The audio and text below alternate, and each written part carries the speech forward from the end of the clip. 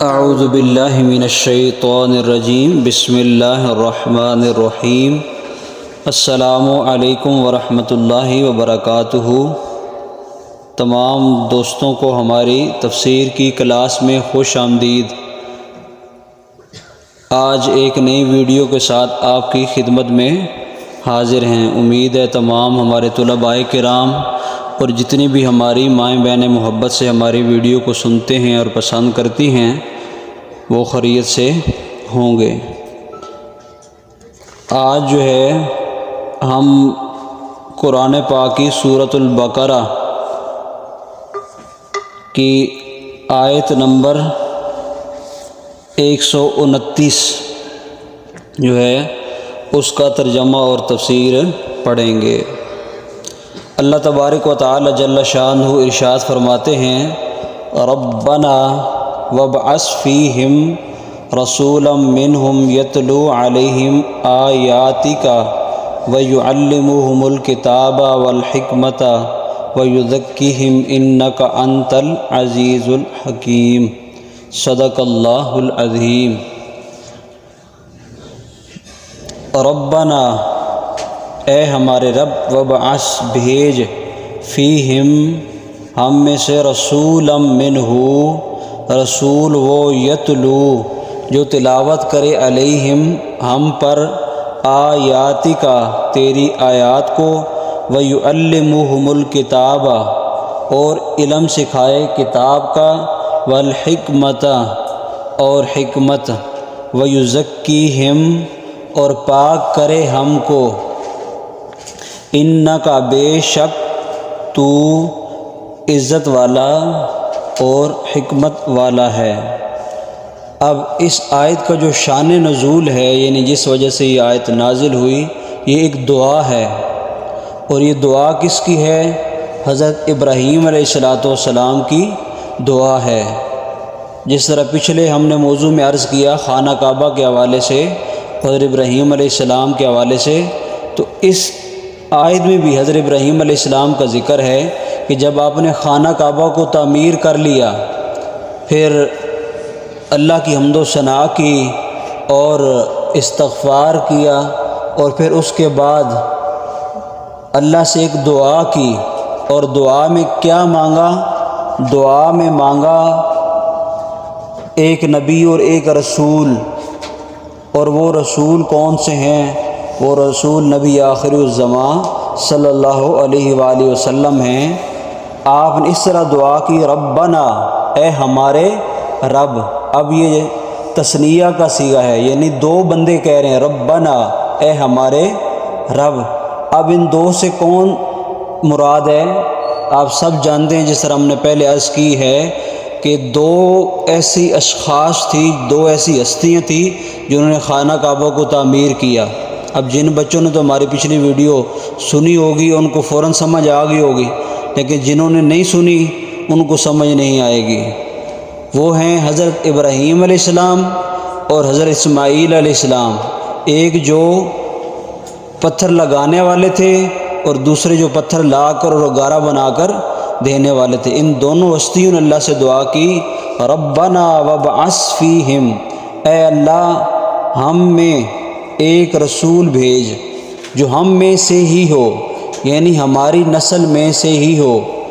تو جب آپ نے یہ دعا کی تو آپ کی یہ دعا، جب حضور آپ کی نسل میں سے ہی، آپ کی آل میں سے ہی حضور صلی اللہ علیہ وسلم پیدا ہوئے، آپ کی یہ دعا مقبول ہوئی۔ تو آپ کی یہ دعا اس آیت کے اندر جو ہے ذکر کیا گیا ہے کہ ربنا وابعث فیہم رسولا، کہ اے اللہ ہم پہ ایک رسول مبعوث فرما، ہماری طرف ایک رسول بھیج۔ تو یہ دعا ابراہیم ہے۔ اب حضور صلی اللہ علیہ وسلم کی ایک حدیث ہے جسے امام بغوی نے روایت کیا ہے کہ حضور اکرم صلی اللہ علیہ وسلم نے فرمایا، میں اللہ کے نزدیک خاتم النبیین لکھا ہوا تھا، یعنی میں اللہ کے نزدیک آخری نبی لکھا ہوا تھا، حالانکہ حضرت آدم علیہ السلام کا خمیر تیار ہو رہا تھا۔ خمیر سے مراد یہ ہے کہ آپ کا جو جسم ہے مٹی سے جو تیار کیا جا رہا تھا، جب خمیر مٹی کو کہا جاتا ہے، یعنی جب آپ کے جسم کو مٹی کے مختلف حصوں سے، آپ کے جسم کے مختلف حصوں کو مٹی سے بنایا جا رہا تھا، فرمایا اس وقت بھی میں اللہ کے نزدیک خاتم النبیین یعنی آخری نبی جو میں لکھا ہوا تھا، حالانہ کہ حضرت آدم علیہ السلام کا خمیر تیار ہو رہا تھا۔ میں تمہیں، حضور نے فرمایا کہ میں تمہیں اپنی ابتدا کی خبر نہ دوں؟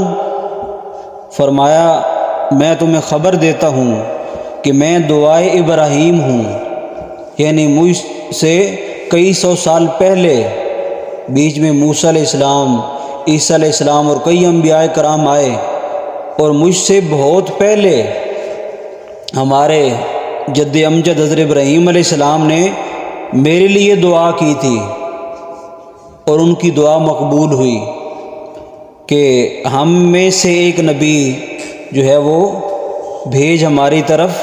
تو حضرت ابراہیم علیہ السلام کی میں دعا ہوں، یہ حضور فرما رہے ہیں، اور بشارت عیسیٰ ہوں۔ قرآن پاک میں 28ویں سپارے میں بھی اس بات کا ذکر ہے کہ حضرت عیسیٰ علیہ السلام نے لوگوں کو بشارت دی کہ میرے بعد جو نبی آنے والا ہے اس کا نام احمد ہوگا۔ تو حضور کا نام آسمان پر احمد ہے اور زمین پر جو ہے وہ محمد صلی اللہ علیہ وآلہ وسلم ہے۔ تو فرمایا میں دعائے ابراہیم ہوں اور بشارت عیسیٰ علیہ السلام ہوں۔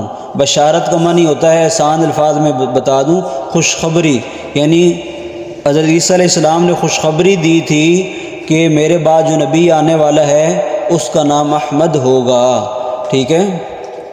اور اسے قرآن پاک نے 28ویں سپارے میں ذکر بھی کیا ہے۔ اپنی والدہ کے اس خواب کی تعبیر ہوں جو انہوں نے میری ولادت کے وقت دیکھی،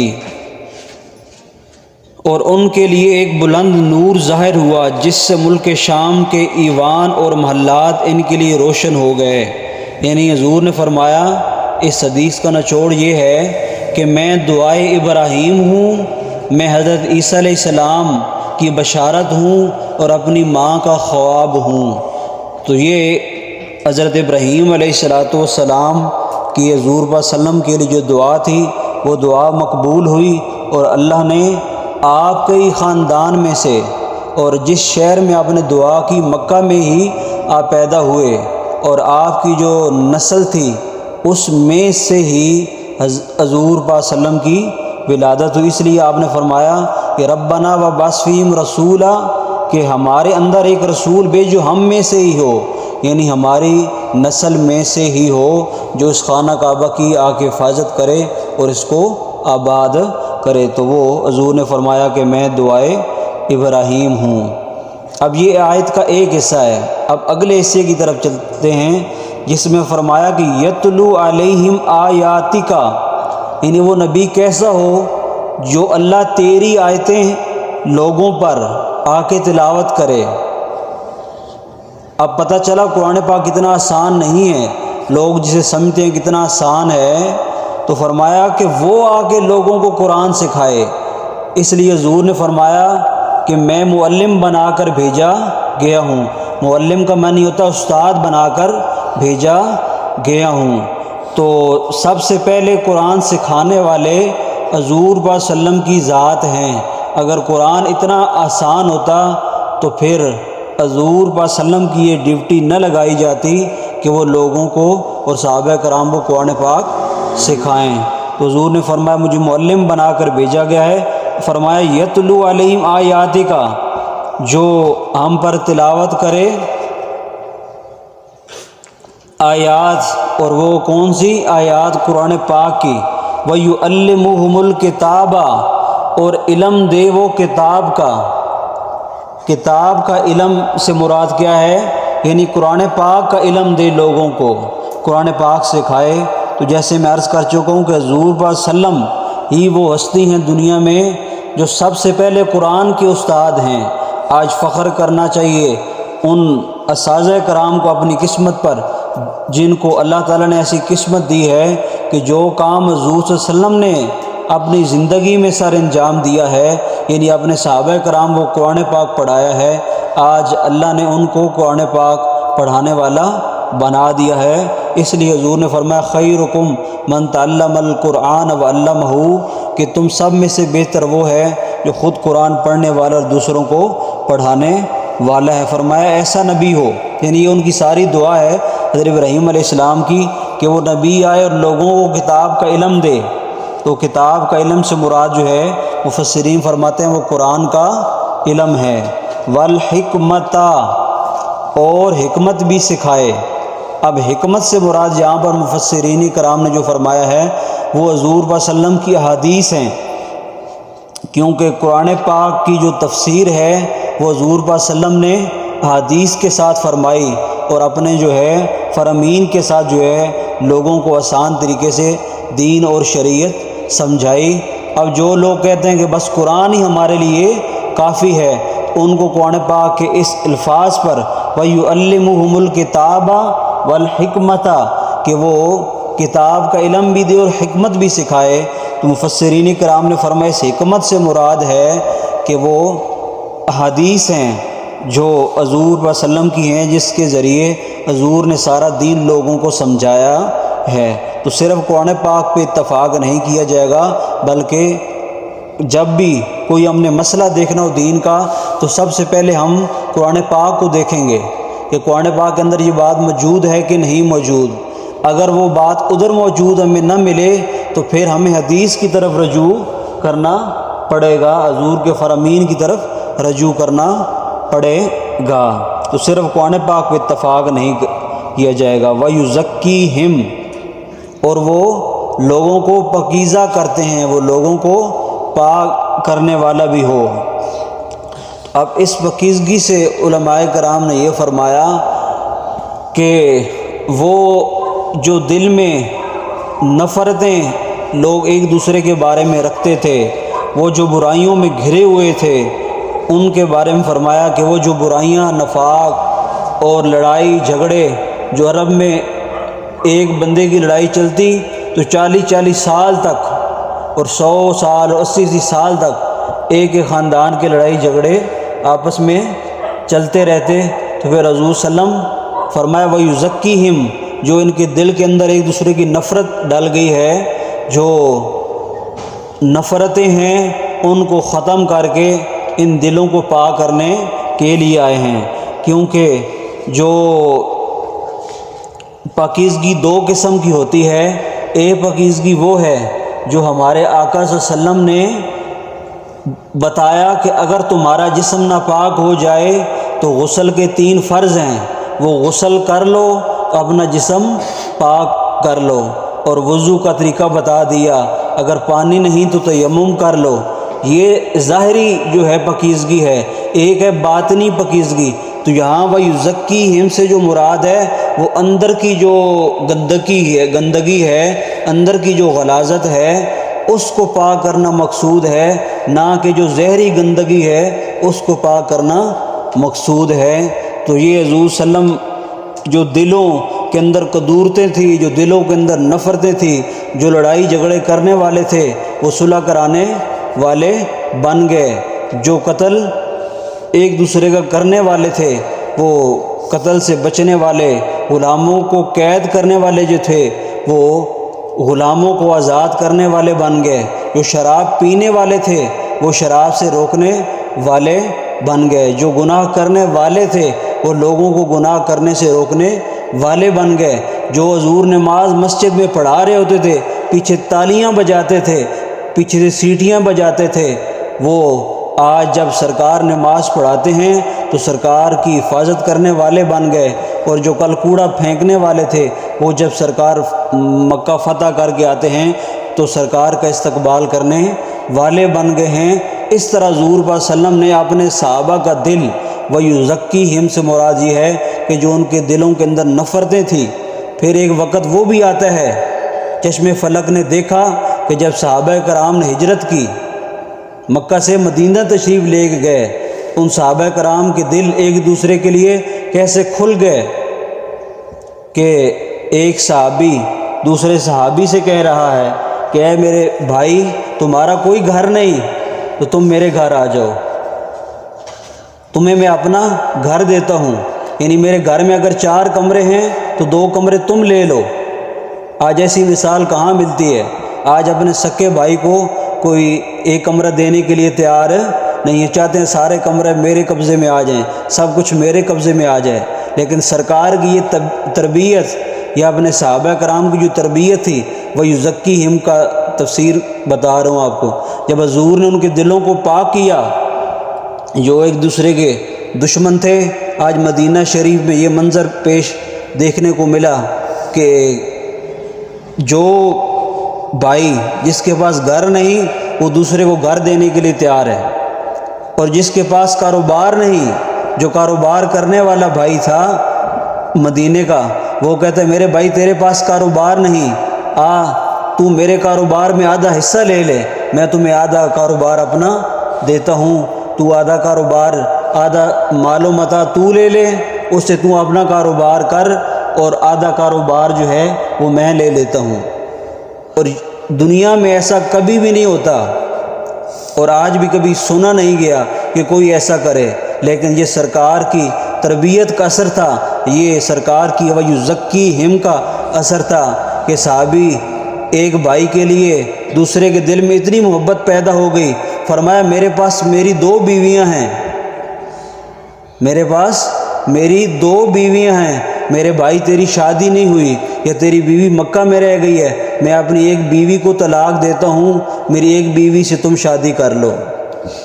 وَيُزَكِّيهِمْ یہ حضور کی دل کی پاکیزگی کا اثر تھا۔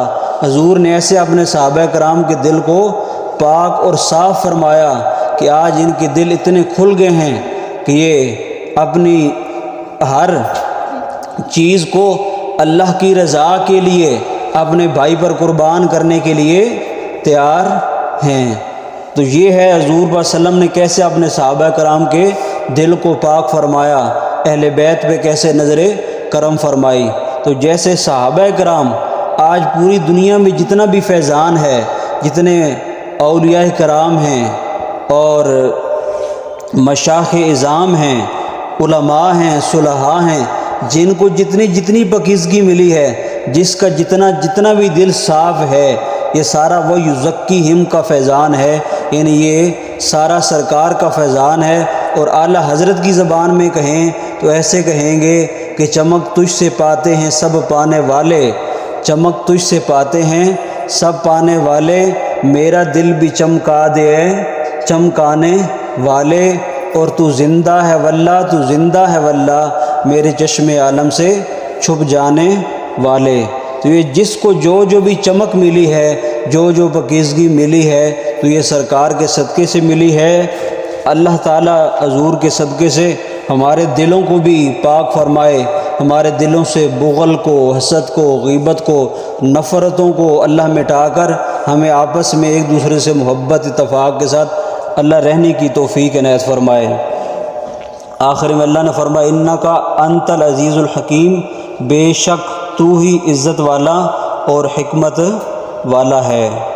تو اللہ کی بارگاہ میں دعا ہے کہ اللہ جو ہم نے یہ پڑھا ہے اللہ اپنی بارگاہ میں قبول فرمائے، اور جتنے دوست بھی ہماری ویڈیو کو محبت سے سنتے ہیں، لائک کرتے ہیں، کچھ دوست کمنٹ بھی کرتے ہیں، اور کچھ ہمارے چینل کو سبسکرائب بھی کرتے ہیں، تو ہم تمام سننے والوں کو دعوت دیں گے کہ ہم نے یہ جو قرآن پاک کی کلاس تفسیر کی شروع کی ہے، ہمارے چینل کو سبسکرائب کریں اور ہمارے ساتھ آ جائیں۔ ہم آپ کو جو ہے قرآن پاک کی تفسیر، اسی طرح واقعات جو ہے انشاءاللہ سناتے رہیں گے۔ انشاءاللہ ایک نئی ویڈیو کے ساتھ آپ کے ساتھ ملاقات ہوگی، تب تک کے لیے اللہ حافظ۔